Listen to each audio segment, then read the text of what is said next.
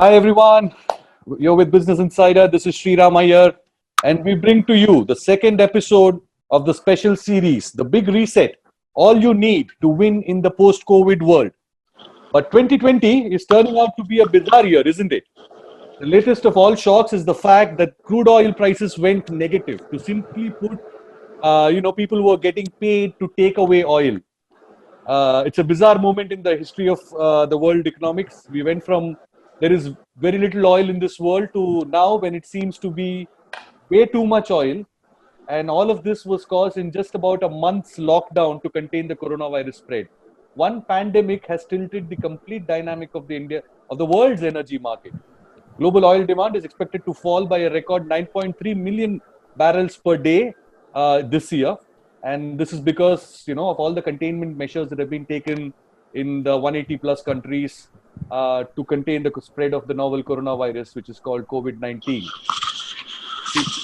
Cars are off the street, planes which burn gallons and gallons of oil in one flight, they are not taking off, and therefore it's hardly a surprise. And what has happened in the US is the fact that people already, there is not enough space to store the oil, but there is production continuing.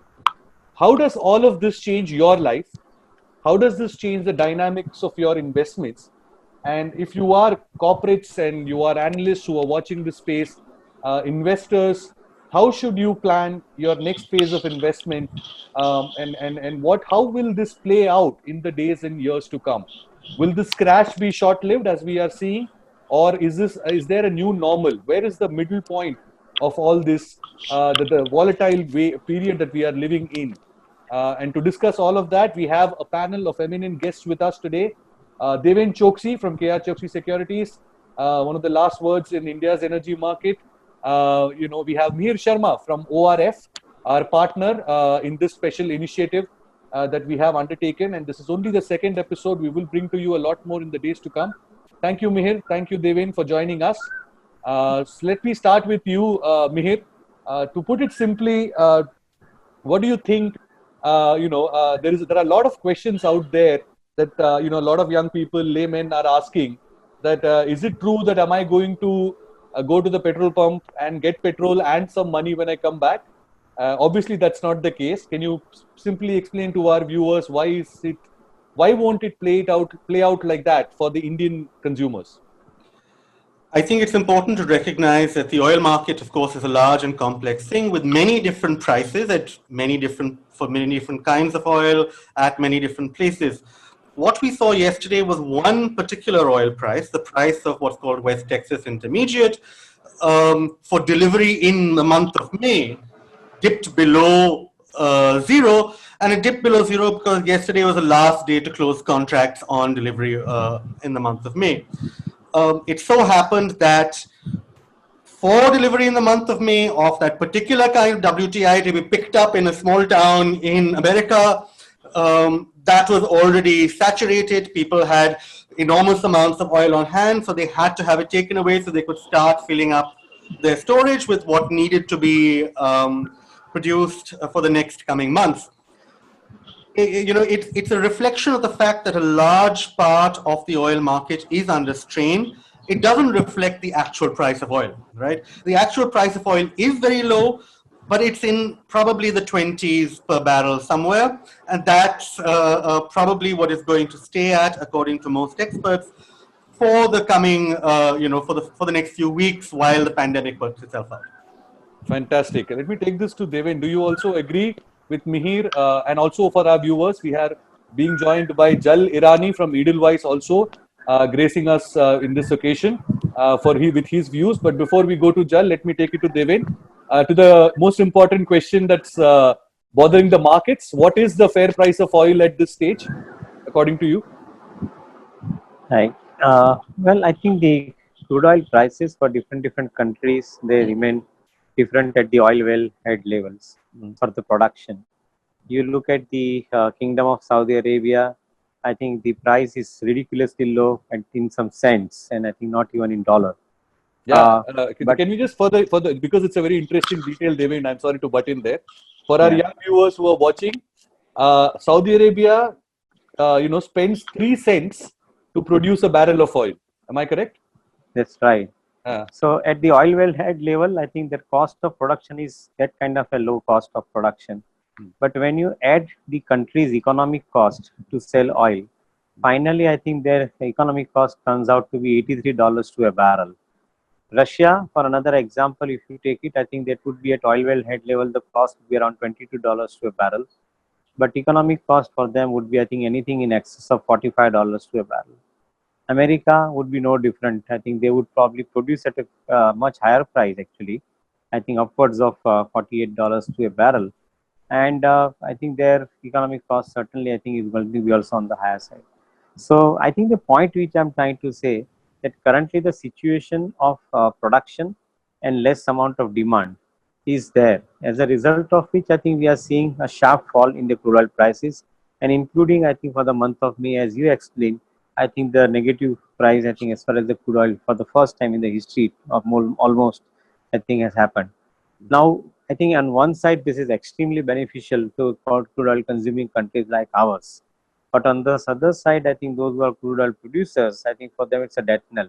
It's virtually, I think, a situation of bankruptcy for them, because if this kind of negative territory or closer to the cost territory, if they end up selling crude oil, possibly, I think they would be in a nightmare situation going forward. And not only they, along with that entire ecosystem in which I think this entire crude oil industry operates, I think they all will come into trouble. The consumption areas definitely benefits, no doubt about it. But generally, the world argues that between the production and the consumption, there has to be an equilibrium price has to be created. Because if it is not equilibrium price, I think then probably I think you are going to have eventually the dismal situation going forward in the times to come. So the eventually I think you will have the equilibrium price, and equilibrium price could be anywhere between $45 to $55 to a barrel in a given situation. So if I have to hazard a guess here and put across, somewhere I think when the pandemic situation comes down, and I think before the winter sets in, you might probably see the crude oil prices, I think, going up to closer to the equilibrium level. One can't be pinpointedly sure as to how much it would be, but I think closer to equilibrium level. Another point which I would like to put across for your viewers, that world has put in enough amount of stimulus into the system, which means that I think the excess money is going to be made available to one and everybody for, I think, the spending. And if 2009-2014 period, if something to go by, when America printed and gave stimulus of around $900 billion plus, currently the world has printed and I think given the stimulus of around $5.5 to $6 trillion. So it is almost 6 times. If this money has to get deployed, then probably every other asset class would find huge amount of money getting attracted to it. And such kind of, I think, equation is definitely an invitation to some of the players to come into and deploy the money, and probably I think bring up the prices of this commodity. So I would think that I think this advantage that a country like India is having currently, I'm afraid we may not be able to enjoy it, I think, throughout the year. Probably, I think somewhere between July to September quarter, we'll have to keep our views once again recheck on this particular aspect. So there are 2-3 points that you made, Deven, just to summarize for our viewers who are probably joining us right now. The fair price of oil is likely to be $45 to $50 at the end of this pandemic. What do you think that end is? Enough amount of, I think, the calculation and mathematical and statistical models are going on in different parts of the world. Like, interestingly, Times Network yesterday covered a model for India. And according to them, I think somewhere in the middle of May, the COVID situation is going to peak. And probably somewhere, I think, during the following months where there are more stress states are and the spots are, they may probably continue, but they will probably continue and drag till August. So that sounds absolutely very, very optimistic, and sounds, I think, very, I think, good to hear as far as our ears are concerned, that in India, probably we should get out of this particular situation sooner than later. Rest of the world, I think they are basically talking about somewhere by 10th of September on different models that they have created. By somewhere 10th of September, they are calculating that I think this situation might come under control. That's what I think they are saying. And when you look at the pharmaceutical industries, both for the vaccine discovery side as well as the treatment part, both of them are concluding on one side that yes, I think they would be early to come out with the solution somewhere in the month of June itself. So if all of this data comes out, probably I think as they are, in my way, I think the things look probably stable to relatively buoyant, I think, going forward Mhm. from the end of the first quarter, beginning of the second quarter, financial quarter, I think onwards. That is what I would like to put it. So let me take this to, and another point that you made, I want to come back to that, but let me take that question to Jal instead and just ask him if he agrees with you that there is a lot of money that is getting printed right now to save this world from an economic crisis, from an economic crash, and that money is going to inflate the prices of every asset class. And therefore, Jal, do you agree with it? And if it does, are we again going to see sometime in the near future, maybe a year or two, crude oil prices are again hitting $100, $120 a barrel? Is that ever going to be possible again? I think more than the money getting printed and that pushing up oil, that's sort of more a matter of in the longer term and potentially even a matter of speculation. I think the current situation is that you have got potentially in this quarter alone a cut in demand of about 18 million barrels per day.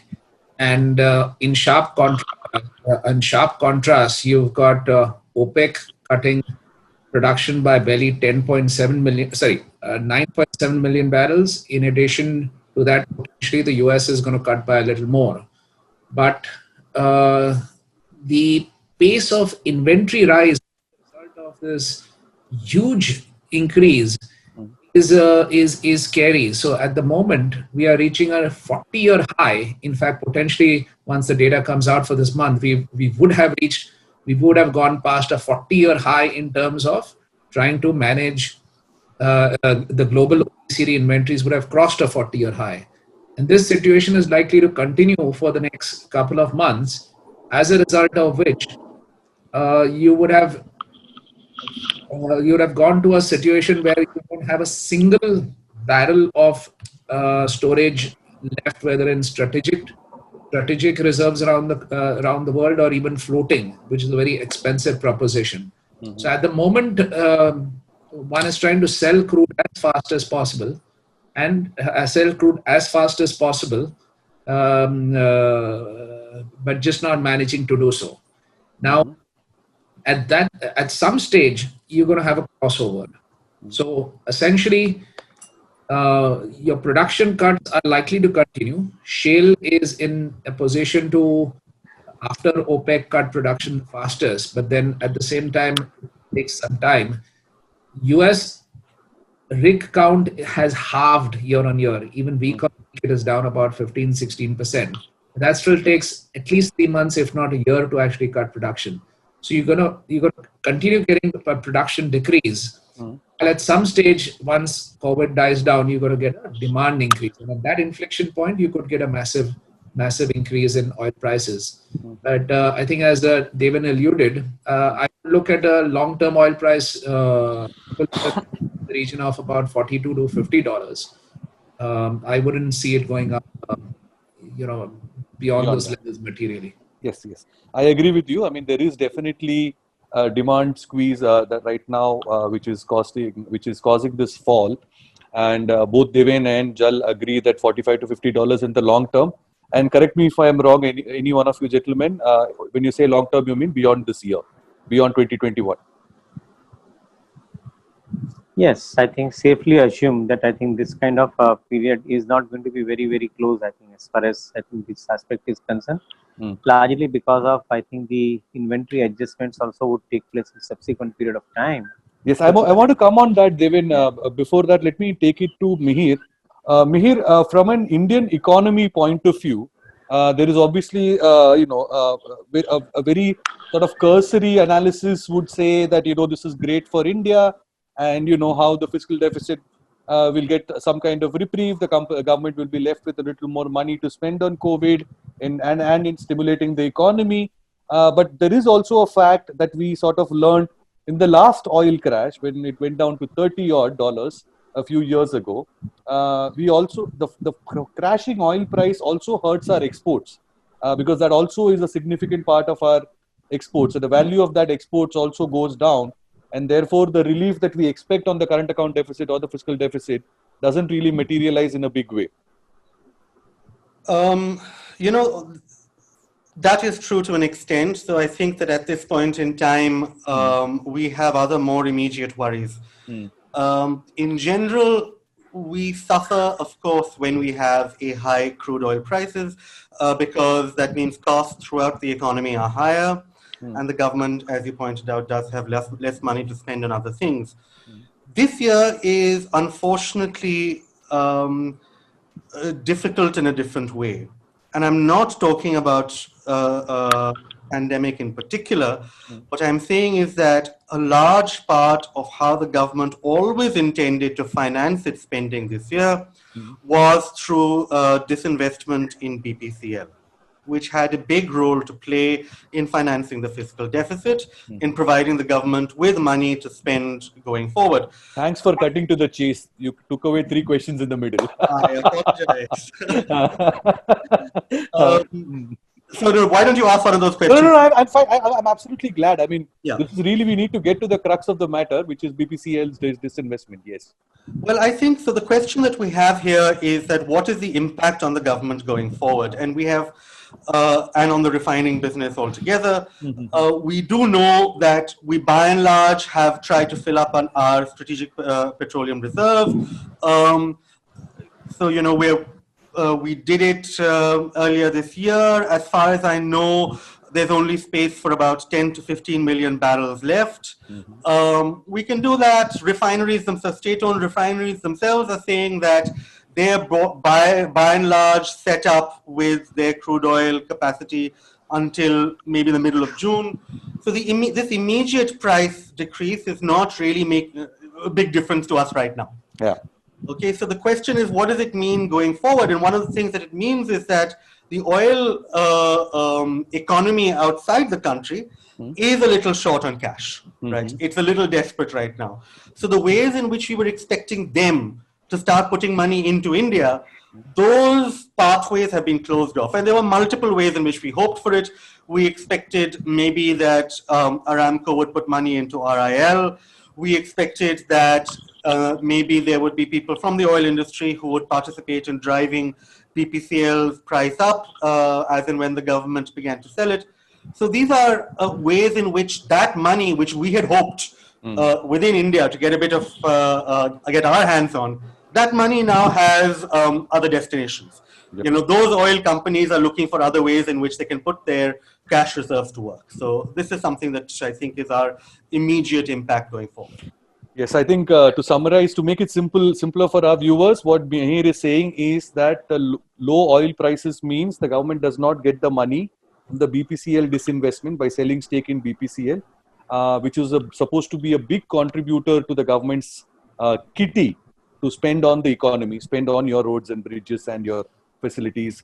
The second is the big money inflow that was expected into Reliance Industries from Aramco, the biggest oil refiner in Saudi Arabia, as well as one of the biggest in the world. And they were supposed to invest about $15 billion in 15% stake in our Reliance Industries. And that is something that seems to be under threat because, you know, if they don't have money, why will they invest somewhere else? And is that fear justified, Deven? And we haven't really heard much from Reliance on that part.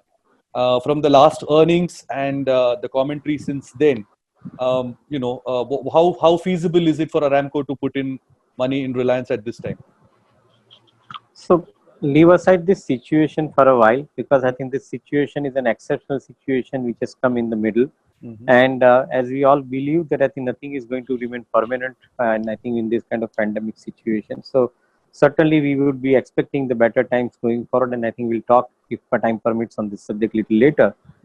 Coming to the question on, I think, Reliance Aramco, I would think that I think they are probably, I think, a perfect strategic fit.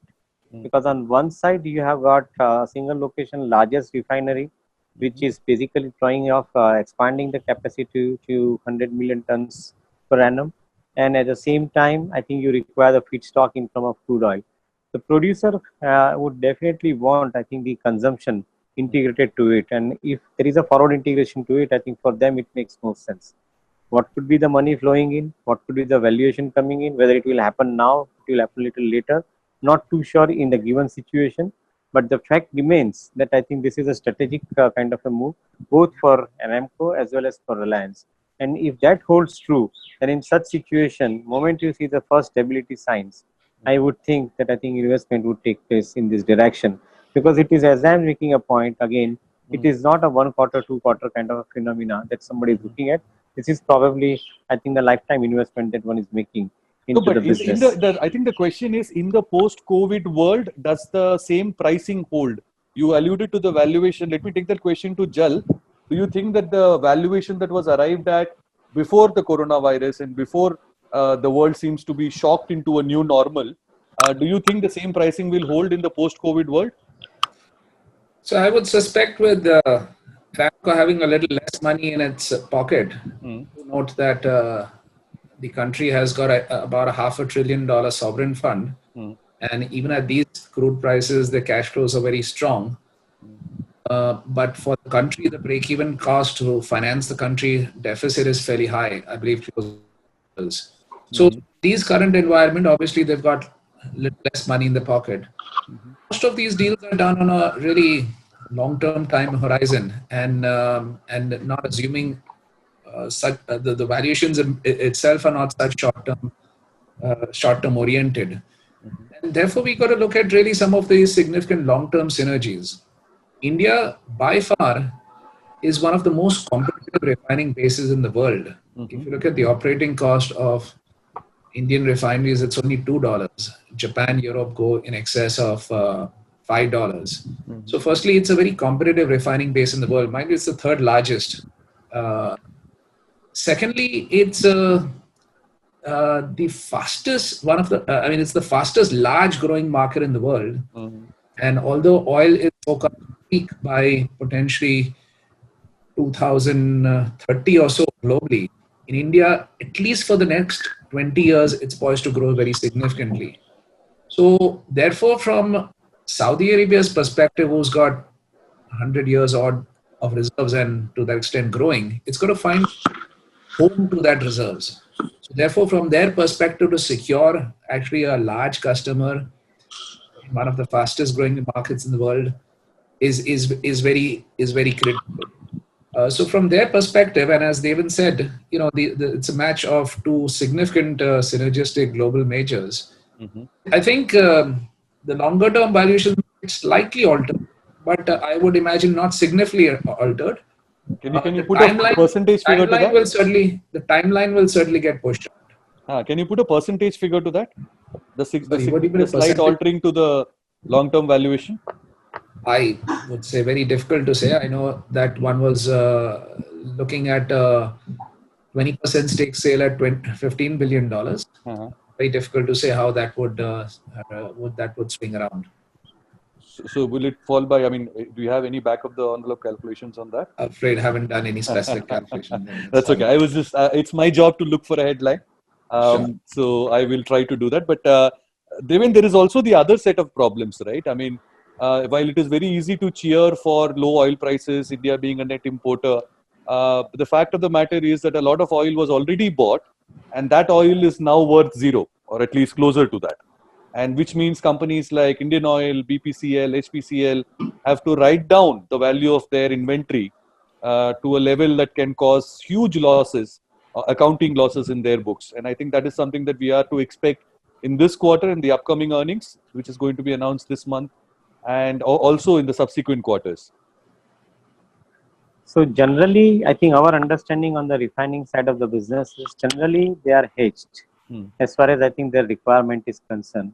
So if they have basically, I think, operated in the cash spot buying, then I think their future is short. I think, and that is how I think they normally operate. So in such situation, if they already shorted their future and I think already bought into cash, then I think there is a perfect arbitrage. There is nothing going against as far as they are concerned. On the contrary, I think they would be better off in a given situation. So that's not going to affect them. But considering the fact that I think the trend has been on the downward side for the crude oil, and I think most of the refiners have been, I think, knowing this subject, I think I would rather like to think that I think they may have probably created some positions buying into the futures, open futures, and probably allowing it to buy in the cash, I think, at the time of, I think, consumption. So should that be the situation, then it's a double benefit, because I think your future, suppose giving an example that you ended up buying a future at $22 unhedged, and I think today if the oil is available at minus price, then in such situation today you buy in the cash minus price, and I think allow your future to lapse. So I think $22 gone, and I think you bought it at $37 minus bought it. So that is a $15 worth of saving that you did. Now this is theoretical. Let me put it this way to explain the example to people. I think I'm putting these numbers. In normal, I think it doesn't happen that way. But the fact remains that I think one who is a smart trader, and companies like Reliance, they open Singapore markets every day morning. As far as I think Asia is concerned, they are the ones I think who are smart traders on oil, and I think they know exactly where the trend is going. I would like to rather believe that instead of losses, I think they may probably end up putting in some money into their pockets with this kind of trend that they saw. But Also, as I said, I think I don't have that may be true for Reliance, like you said, a private company owned by a tough boss like Mukesh Ambani. There is a certain accountability for the money that is being spent. Can we expect the same amount of diligence at a PSU like IOC, HPCL, and BPCL of making good the losses? I'm not trying to I think indicate that I think everybody is basically I think putting their unhedged positions into the system. I'm not trying to say that. I'm just giving an example to the users or the viewers. In this case, I think most of the companies would normally not like to keep their positions open. They would like to keep their positions closed. So to an extent, I think that is not going to be a situation where they'll be incurring losses. On the contrary, I think if I have to look at on the operating metrics, probably most of the companies would have immediate benefit in form of I think lower price purchase, and at the same time the delta getting maintained in a normal situation of consumption. In the current situation of consumption, when the offtake is less because of I think the economy shut, in such situation I think the consumption might be on a lower side, and to that extent I think they may be also producing on a lower side. That is how I think I would like to put it. But as of now, I think the view is that I think none of the refineries are going to have major losses, neither on the pipeline inventory side nor on the uncovered hedge side. I think that is how I would like to review it. Maybe more data coming from the management of those companies will make this point a little bit more firm as far as I think my view is concerned. Mihir, do you want to add or make a counter to that point? No, I think that's broadly correct. I will. I think I will keep I think what we do need to do is keep an eye on how, as you mentioned, the PSU refineries ride through this. We have to remember that there are a lot of pending things in that sector, not just the not just the sale of BPCL, but various other rationalizations. That also ONGC is also something that we need to keep a close watch on. Exactly. It's now at 70 rupees a share. Exactly. So I think it's very easy to take our eye off these big money spinners for the government because there's so many other things that are happening.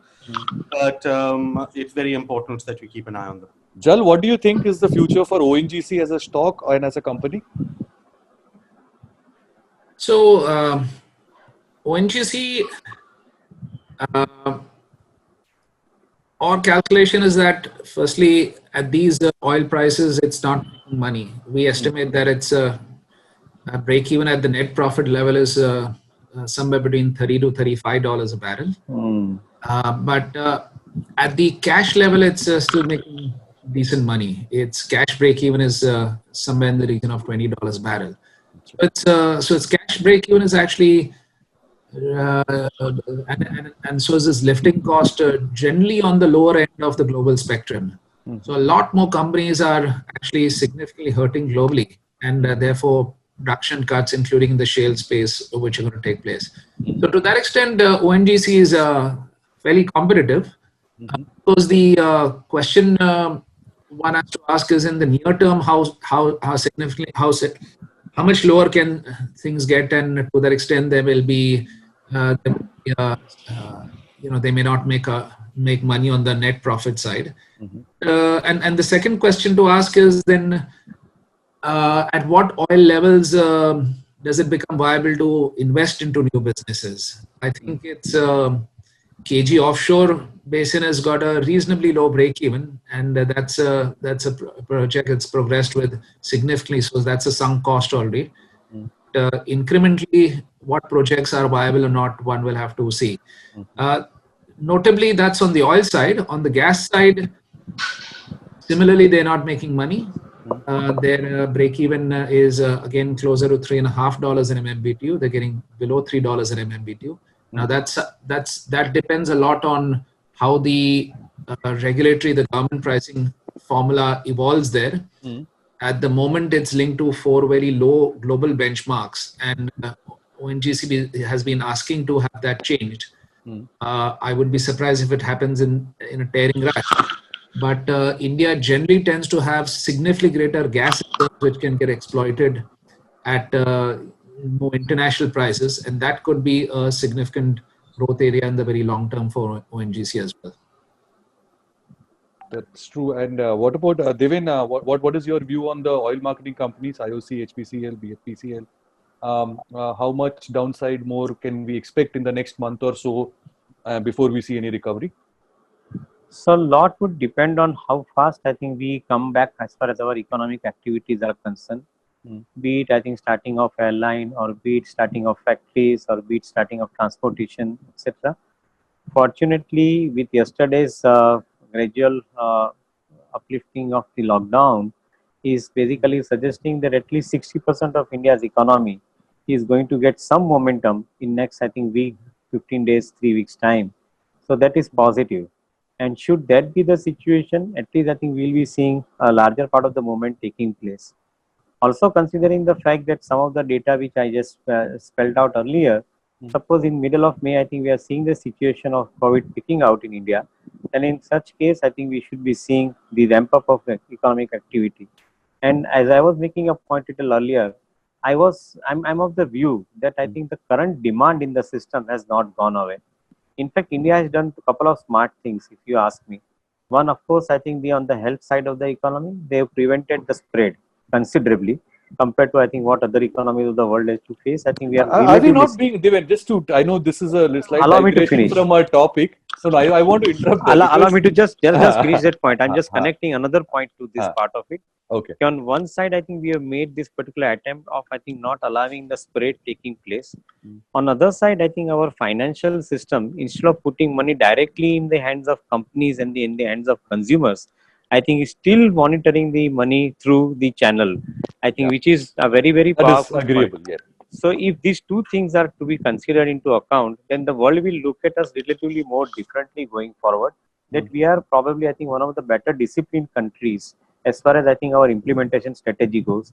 And that's where I think I would think that economic activity would have a reasonably good chance to pick up.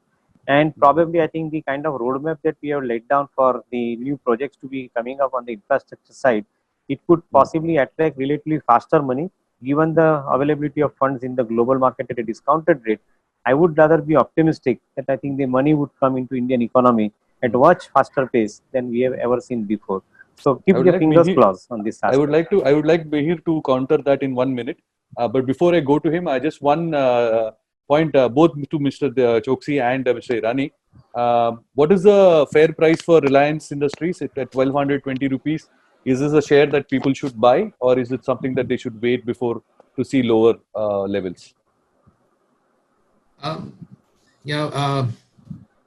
So we have a buy recommendation. I'm forgetting our exact target price. I think it's somewhere in the region of 1,500 odd. Now, essentially, Reliance is one of the most competitive companies in the world. And in this environment where liquidity and cash flows are also going to be, just survival is going to be a significant issue. What we're clearly seeing is that funding is going to the larger companies, and the recent 8,500 crores, $1.1 billion raised by Reliance is testimony to that at a fairly competitive interest rates. So Reliance is going to actually gain. Reliance is a good buy at any price, but what is the optimal? Well, I mean, our target price, as I said, is about 1,500. 1,500. Devin, what is your target for Reliance? So consumer-facing businesses of Reliance, the Jio and the retail assets, I think that they have created, I would think that I think they easily command a price, a current price, I think somewhere around close to 500 to 550 rupees per share. And then if you consider the balance part of the money is basically with the industrial segment of the business, and which is currently I think being questioned. I would not probably I think hazard a guess and say that I think this is going to be very negative for them for a long period of time. Maybe the delta will be maintained as far as Reliance is concerned, because I think they have the ability to procure crude at a reasonably cheaper price. Should the economic conditions start happening better, I would rather think that I think the price of 1500 plus is definitely I think a justified price as far as Reliance is concerned.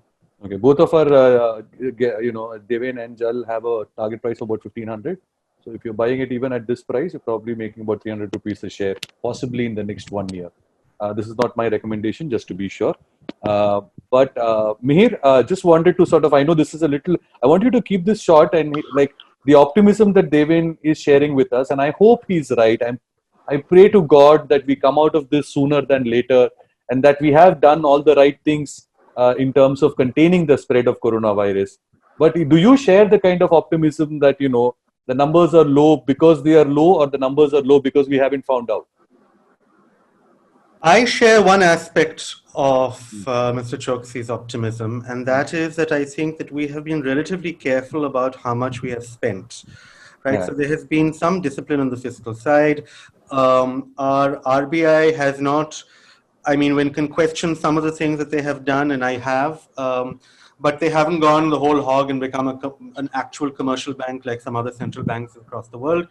So they're being a little bit more careful, and therefore a little bit more disciplined. And I think that as the money that we talked about earlier, these giant stimuluses, as they begin to move across the economy, and across the global economy, I think we will be well put if we maintain that discipline to attract some of it, right? So I think that is an important issue that we have to keep in mind. Yeah, so I think I also agreed on that fact. The money has been routed well, the money has been planned well.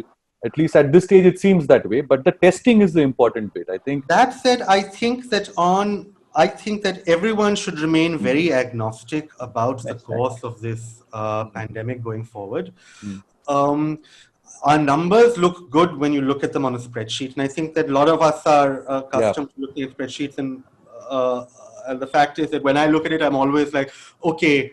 It's green, and it's all right. So I live in Bombay, Mihir, and when I look out of my window, on the other side of the road, it's there is a lower middle class settlement, and let me just be honest and call it, there's a slum, and when I see people moving around there without ignoring social distancing, and this is literally like 3 kilometers, 4 kilometers away from Dharavi. And this is on the other side of the highway. You will see the way people are still not sort of, aware or following the protocols.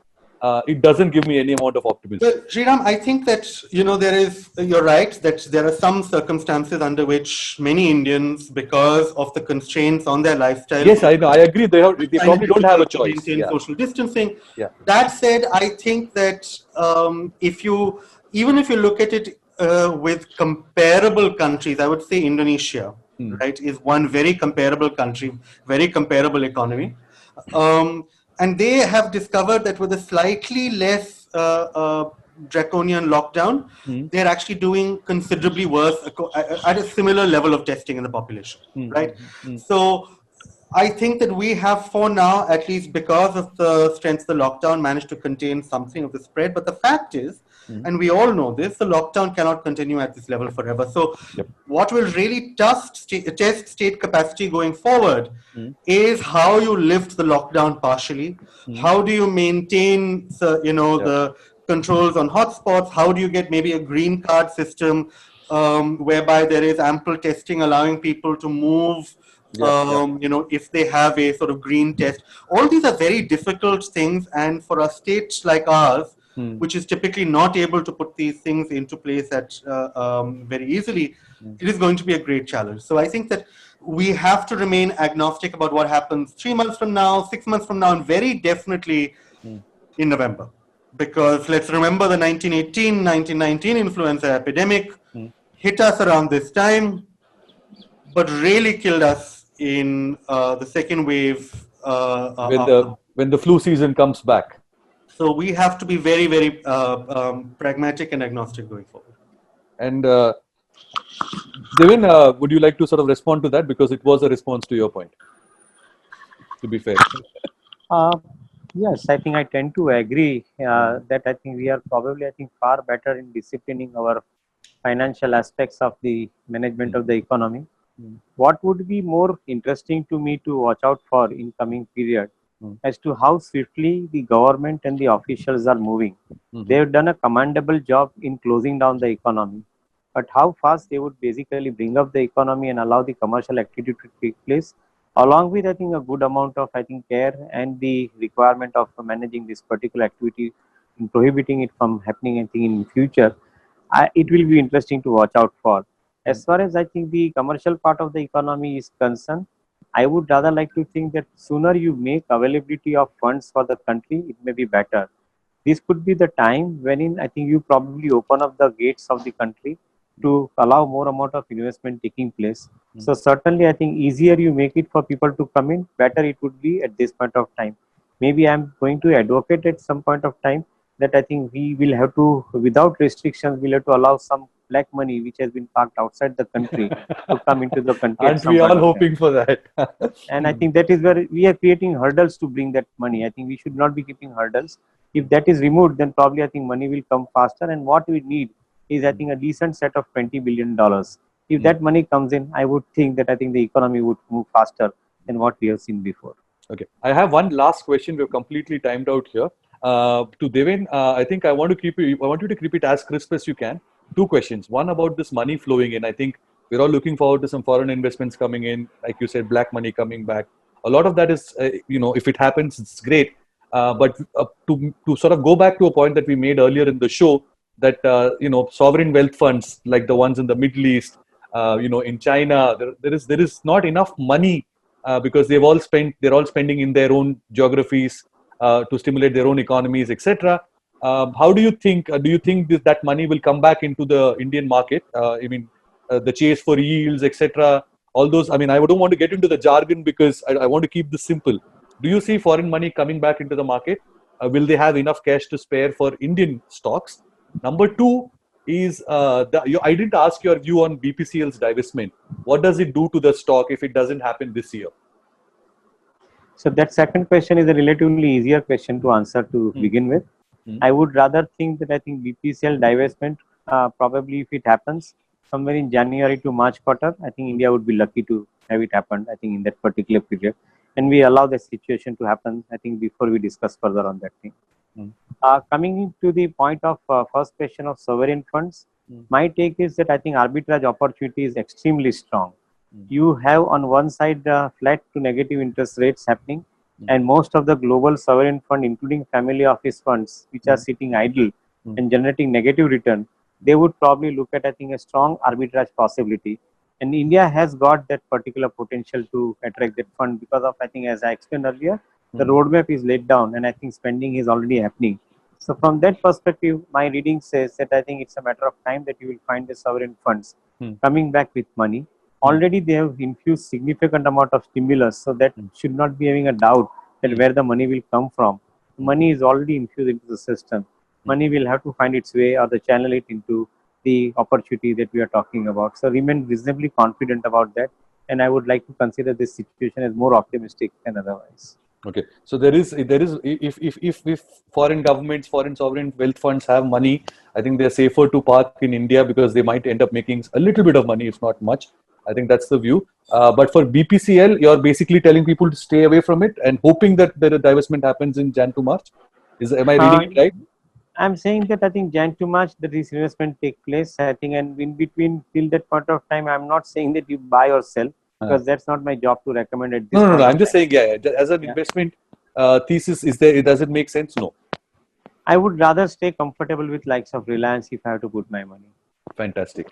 And Mihir, do you want to make a closing comment on this? Well, yes, I think that I absolutely agree with this broader point that in the next, our priority as an economy and as a nation almost right now should be to soak up as many of these excess funds that are going to be wandering the globe as possible. That has to be almost on a war footing. We have to roll out the red carpet for this because we desperately need it. We've run out of, I think, local savings. Whether it is, and let's be frank, relaxing KYC norms in such a way that you can allow some of the money to come in that has been disincentivized. Or I think we have to go out and speak more directly to sovereign wealth funds. I mean, it is absurd that at a time like this, we also get the news that the Norwegian pension fund is reducing its weighting of emerging bonds, right, in its portfolio. We need to be working to make sure that India is the exception in the broad emerging market rule. But it's also a risk aversion, right? It's a lot about the mood. It's not really, I don't think it's thought through. But that's exactly right. We have to break out of that box where India is a risk on play. Yeah. Right. And I think that some of what we have done so far to the financial sector, which is which is so careful, which has not been over the top, that is could be part of the strategy. If it is a whole strategy to say, we are not like other emerging markets, and especially if you go to the big buyers and make that point, it's worth trying. Yeah. So with that, we're coming to a close of the second episode of The Big Reset, All You Need to Win in the Post-COVID World. We had some exceptional insights from Deven, Mihir, as well as Jalirani. So I want to summarize this quickly in 30 seconds, and I'll try to do my best. But if I don't, then this video will be put out separately in bits, in its entirety, as well as in highlights of it, which will keep track of Business Insider, and you will get all of it in whichever platform you're on. But in the meantime, for those who joined us late or are wondering what this conversation is about, it's about the oil crash that happened, where it went down to the negative level. I mean, people were being paid to take away oil. It is easy to cheer for it and think that it benefits India in a big way. But the fact of the matter is, it also brings a lot of problems for Indian companies and the government. Like Deven and Mihir highlighted, the stake sale in BPCL, the government was supposed to sell a stake in that company. That might get delayed. Reliance's deal with Aramco might get delayed. A lot of export value might go down. India also exports a lot of refined oil. But we are ending this on an optimistic note, saying that, yes, there are these problems, but at the end of it, a company like Reliance is one of the, has one of the best refineries in the world, and therefore it will be able to do a better job of it and be a safer bet even in these troubled times when crude oil prices are negative. BPCL's divestment might still happen maybe in Jan to March, but until this time, let's be a little safe and park our money in safer stocks. And more importantly, for sovereign wealth funds, which are looking to park their money, make some money somewhere, India might be your destination. I think that was the last point that was made on this show. And we also had some outlook on specific stocks, etc., which we will cull out and bring to you in shorter formats. So stay tuned to Business Insider. Help these insights form your opinions on how to deal with this crisis, and as well as how to make investments that make you richer in the days to come. All the best. This is Sriram Iyer signing off.